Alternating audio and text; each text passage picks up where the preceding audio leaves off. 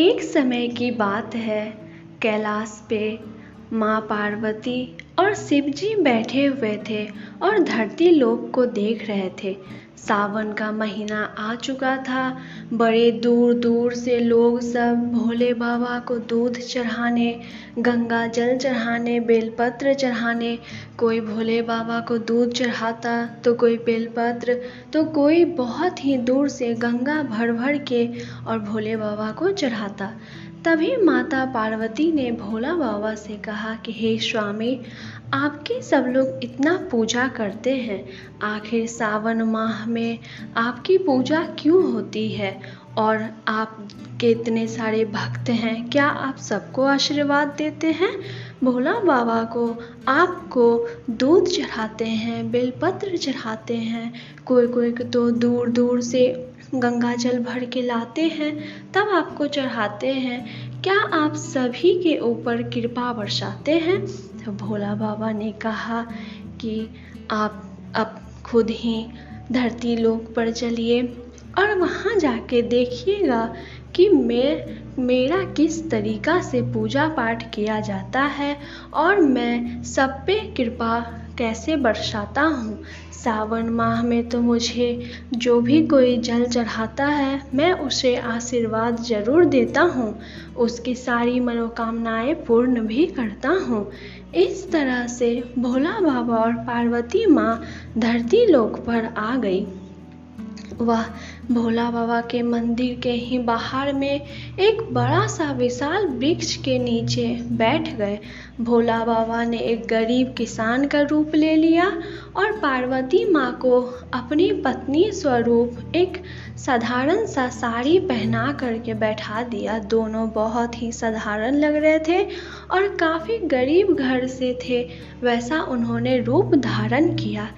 एक दिन वहाँ पर सब श्रद्धालु आए जाए जा रहे थे। जब वहाँ पे कोई रुकता तो माँ पार्वती कहती कि हे बालक, हे पुत्र, हम लोग बहुत दूर से आए हैं, हम लोग चलते चलते बहुत ही थक गए हैं, हम में इतनी शक्ति नहीं है कि हम भोला बाबा को जाके जल चढ़ा सके। क्या तुम मुझे कुछ खाने को दे सकते हो? मैं वह खा करके फिर अपने स्वामी के साथ भोला बाबा को जल चढ़ाऊंगी। लेकिन व्यक्ति सब देखते थे कि गरीब किसान का कपड़ा बहुत ही मैला है और वह खुद भी बहुत ही गरीब है, इसलिए उन्हें हुंकार करके वहाँ से चले जाते थे। भोला बाबा को बहुत ही दुख हो रहा था मन ही मन कि मैं कैलाश पर्वत पे बैठ करके जिस तरीक़ा से सोचता हूँ कि सब मुझे इतना मानते हैं, जल फूल अर्पित करते हैं, लेकिन जब तक इंसान का मन ही शुद्ध ना हो तो पूजा पाठ करने से भी कोई फ़ायदा नहीं होता है।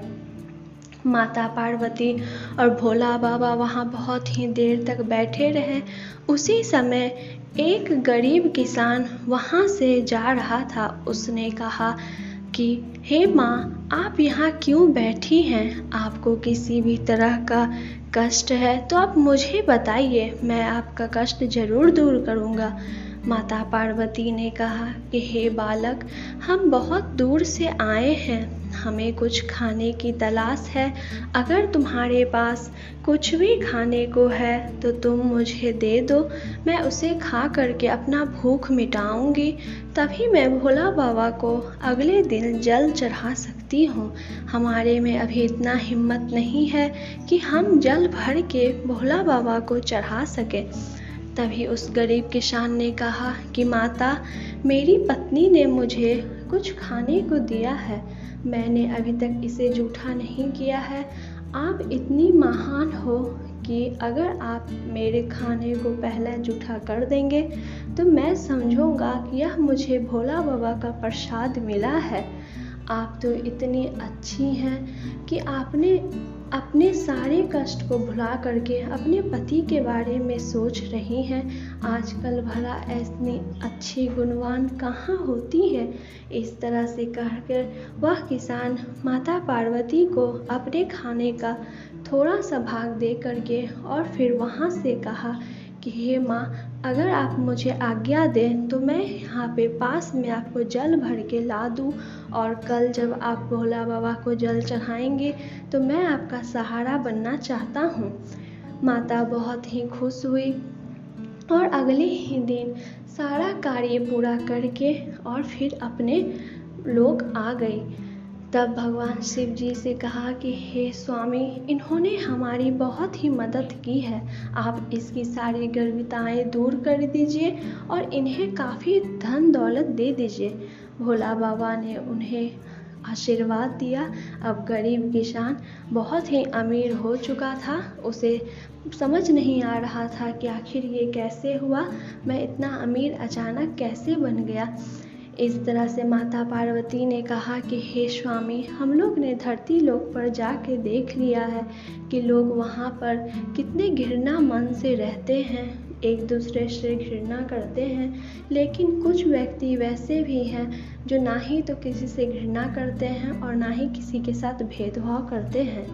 इस तरह से माता पार्वती और शिव जी की कथा यहीं पर समाप्त होती है। दोस्तों, मन में श्रद्धा रखना बहुत ही ज़रूरत है। ऊपर से अगर श्रद्धा है और मन में श्रद्धा ही नहीं तो हमारे पूजा पाठ का कोई फ़ायदा नहीं है।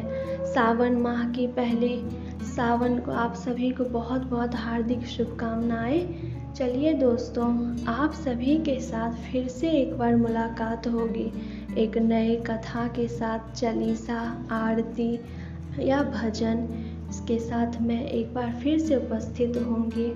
तब तक के लिए आपका बहुत बहुत धन्यवाद।